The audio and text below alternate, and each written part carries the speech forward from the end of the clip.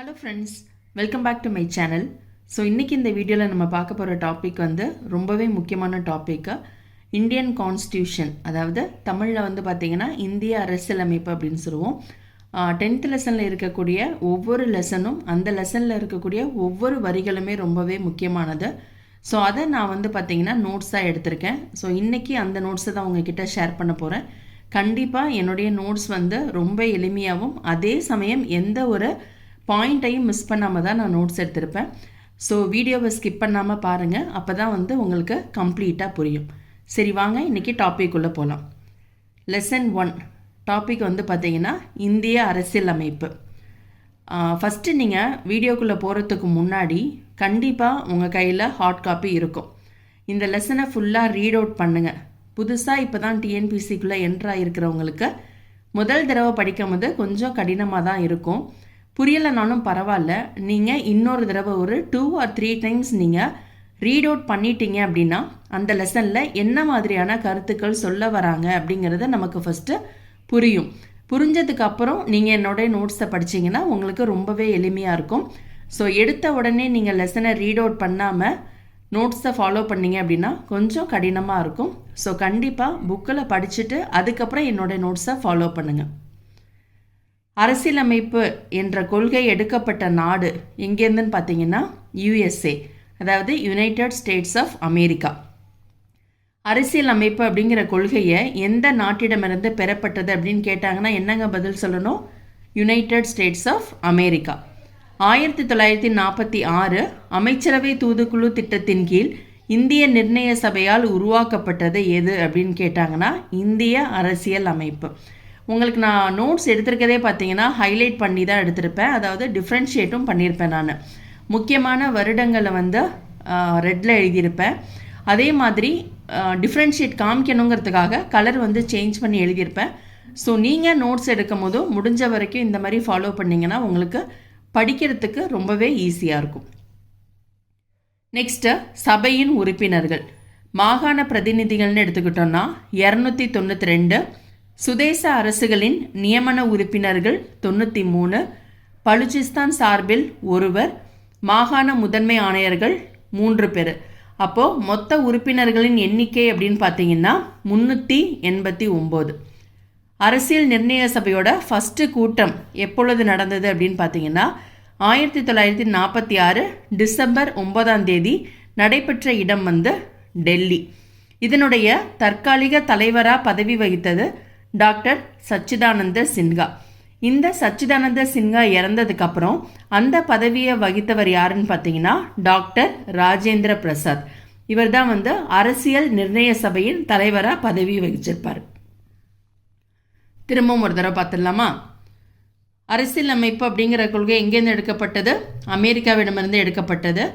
1946 அமைச்சரவை தூதுக்குழு திட்டத்தின் கீழ் இந்திய நிர்ணய சபையால் உருவாக்கப்பட்டது தான் நம்மளுடைய இந்திய அரசியலமைப்பு. அந்த இந்திய அரசியலமைப்பில் இருக்கக்கூடிய சபையின் உறுப்பினர்களுடைய எண்ணிக்கை கண்டிப்பாக நமக்கு தெரிஞ்சிருக்கணும்.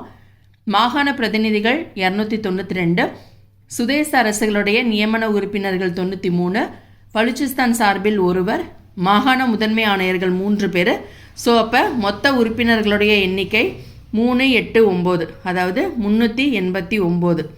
அரசியல் நிர்ணய சபையோட ஃபஸ்ட்டு கூட்டம் வந்து டிசம்பர் 9, 1946 டெல்லியில் நடைபெற்றுச்சு. இதனுடைய தற்காலிக தலைவராக இருந்தது டாக்டர் சச்சிதானந்த சின்ஹா. இவர் இறந்ததுக்கப்புறம் டாக்டர் ராஜேந்திர பிரசாத் தான் அரசியல் நிர்ணய சபையுடைய தலைவராக பதவி வகிச்சிருப்பார். இதனுடைய துணைத் தலைவர்கள் யாருன்னு பார்த்தோன்னா HC முகர்ஜி மற்றும் VT கிருஷ்ணமாச்சாரி. அப்போது தற்காலிக தலைவர் அப்படின்னு கேட்டாங்கன்னா சச்சிதானந்த சின்ஹா, ஓகேவா? துணைத் தலைவர்கள்னு எடுத்துட்டோன்னா HC முகர்ஜி, VT கிருஷ்ணமாச்சாரி. இந்த கூட்டத்தொடர் வந்து மொத்தமாக 11 அமர்வுகள், 166 நாட்கள். அமெண்ட்மெண்ட்ஸ் எத்தனைன்னு பார்த்தீங்கன்னா 2473. ஸோ எப்படி ஞாபகம் வச்சுக்கணும் அப்படின்னா இந்த மாதிரி வருஷத்தெல்லாம் நம்ம படிக்கும் போது டபுளாக ஞாபகம் வச்சுக்கணும். 24, 73 அப்படின்னு தான் படிக்கணும். சட்ட வரைவுக்குழு தலைவர் வந்து டாக்டர் BR அம்பேத்கர். சட்ட வரைவுக்குழுனா ஆங்கிலத்தில் வந்து டிராஃப்டிங் கமிட்டி அப்படின்னு சொல்லுவோம். ஸோ அப்போ ஃபாதர் ஆஃப் இந்தியன் கான்ஸ்டியூஷன், இந்திய அரசியலமைப்பின் தந்தை அப்படின்னாலும் டாக்டர் பிஆர் அம்பேத்கர் அவர்கள் தான் நம்ம குறிப்பிடணும். நெக்ஸ்ட் வந்து இந்திய அரசியலமைப்பில் உள்ள அம்சங்கள். முகவுரை, பாகங்கள் வந்து மொத்தமாக 22 இருக்குது. சட்டப்பிரிவு 395, அட்டவணை 8. ஆனால் தற்போது பார்த்திங்கன்னா 12 அட்டவணைகள் இருக்குது. இந்திய அரசியலமைப்பு எப்போது ஏற்றுக்கொள்ளப்பட்டது அப்படின்னா நவம்பர் 26, 1949. ஆங்கிலத்தில் வந்து அடாப்டட் அப்படின்னு கேட்பாங்க. அது நடைமுறைக்கு வந்தது, அதாவது இந்திய அரசியலமைப்பு நடைமுறைக்கு வந்த நாள் அப்படின்னு கேட்டாங்கன்னா ஜனவரி 26, 1950. ஸோ இந்திய அரசியலமைப்பு நடைமுறைக்கு வந்த தினத்தை தான் நம்ம என்ன பண்ணுறோன்னா ஒவ்வொரு வருடமும் இந்திய குடியரசு தினமாக நம்ம கொண்டாடுறோம். இந்திய அரசியலமைப்பு பிரேம் பெஹாரி நரேன் ரைஜடா என்பவரால் இத்தாலிய பாணியில் கைப்பட எழுதப்பட்டது. இந்திய அரசியலமைப்பு சட்டத்தின் இருக்கக்கூடிய சிறப்பு கூறுகள் என்னங்கிறத பார்க்கலாம். நீளமானது, பல்வேறு நாடுகளில் இருந்து பெறப்பட்டது, நெகிழும் மற்றும் நெகிழாத்தன்மை கொண்டது, கூட்டாட்சி முறை அரசாங்கம். கூட்டாட்சி முறை அரசாங்கம்ங்கிறது ஒன்றும் கிடையாது, central and the state government. சமய சார்பற்ற நாடு, சுதந்திரமான நீதித்துறை, 18 வயது நிரம்பிய குடிமக்கள் அனைவருக்கும் வாக்குரிமை. ஸோ திரும்ப முதல்வர் ரீகால் பண்ணிடலாம். ஃபாதர் ஆஃப் இந்தியன் கான்ஸ்டியூஷன் அப்படின்னு கேட்டாங்கன்னா டாக்டர் பிஆர் அம்பேத்கர் தான். இந்திய அரசியலமைப்பில் இருக்கக்கூடிய அம்சங்கள் அப்படின்னு எடுத்துட்டோன்னா முகவுரை அப்படிங்கிறது ரொம்பவே முக்கியமான பகுதி. இதில் இருக்கக்கூடிய பாகங்களின் எண்ணிக்கை 22, சட்டப்பிரிவு 395, அட்டவணை வந்து இயற்றப்பட்ட போது 8 இருந்துச்சு, தற்போது 12 அட்டவணை. இந்திய அரசியலமைப்பு எப்பொழுது ஏற்றுக்கொள்ளப்பட்டது அப்படின்னா November 26, 1949. Game in to force, அதாவது நடைமுறைக்கு வந்த தினம்னு எடுத்துட்டாங்கன்னா ஜனவரி 26, 1950.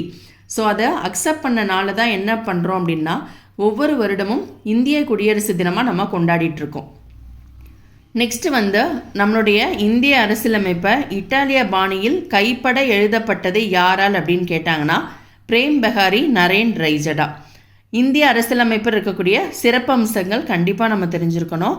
நம்முடைய இந்திய அரசியலமைப்பு மிகவும் நீளமானது, அதே மாதிரி அதில் இருக்கக்கூடிய ஒவ்வொரு அம்சங்களும் பல்வேறு நாடுகளில் இருந்து பெறப்பட்டது, நெகிழும் மற்றும் நெகிழாத்தன்மை கொண்டது, கூட்டாட்சி முறை அரசாங்கம், அதாவது both central and state government, சமய சார்பற்ற நாடு, சுதந்திரமான நீதித்துறையை கொண்டது, 18 வயது நிரம்பிய குடிமக்கள் அனைவருக்கும் வாக்குரிமை உண்டு. அடுத்த தலைப்பு பிரியாம்பிள்.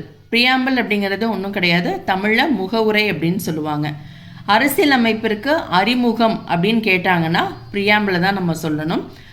அறிமுகம்னாலும் சரி, முன்னுரை அப்படின்னாலும் நம்ம எதை சொல்லணும் அப்படின்னா பிரியாம்பிளை தான் குறிக்கும்.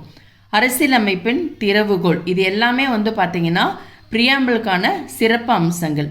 1947 ஜனவரி 22 இந்திய நிர்ணய சபையால் ஏற்றுக்கொள்ளப்பட்ட ஜவஹர்லால் நேருவின் குறிக்கோள் தீர்மானம், இதன் அடிப்படையில் உருவானது தான் முகவுரை.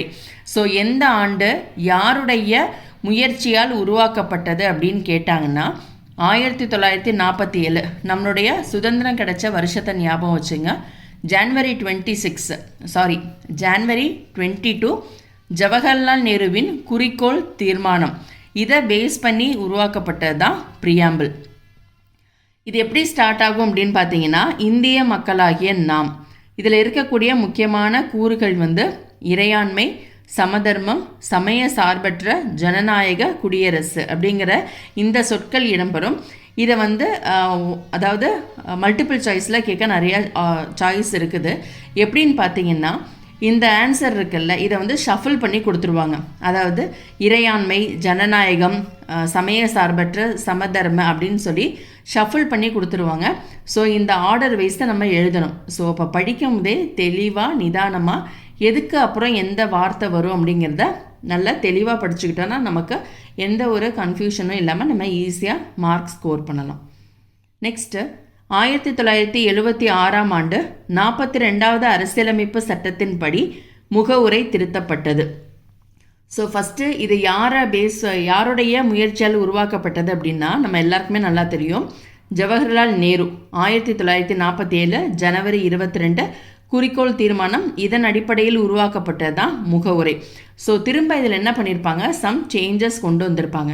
அது எந்த ஆண்டு அப்படின்னு பார்த்தீங்கன்னா 1976 42வது அரசியலமைப்பு சட்ட திருத்தத்தின்படி இந்திரா காந்தி அவங்களுடைய பீரியடில் இந்த முகவுரையை திருத்தியிருப்பாங்க.